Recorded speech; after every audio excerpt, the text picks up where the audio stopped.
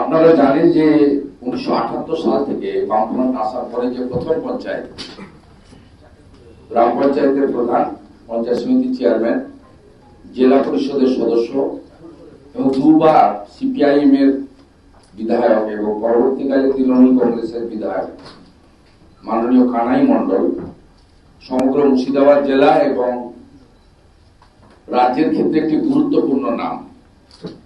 বিশেষ করে তিনি তফসিলি জাতি আন্দোলনেও যেমন ছিলেন তাদের অধিকার প্রতিষ্ঠায়, সাথে সাথে তার সবচেয়ে বড় পরিচয় কৃষক আন্দোলনের নেতা। এই কৃষক আন্দোলনের নেতা তিনি আজকে ভারতীয় জনতা পার্টিতে যোগ দিচ্ছেন। আপনাদের মনের মধ্যে প্রশ্ন আসতে পারে যে টিকিট পাননি তাই এসেছেন।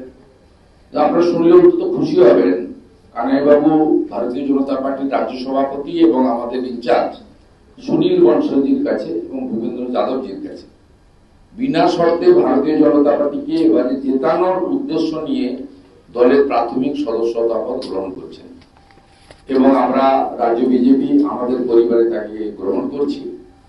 তার বিরাট অভিজ্ঞতা, জনপ্রিয়তা, সাংগঠনিক দক্ষতাকে বিশেষ করে আমাদের জঙ্গিপুর, সাগরদিঘি, নবগ্রাম, খড়গ্রাম সহ মুর্শিদাবাদে আসন্ন নির্বাচনে দলের আসন সংখ্যা বৃদ্ধি করার ক্ষেত্রে আমরা কাজে লাগাবো।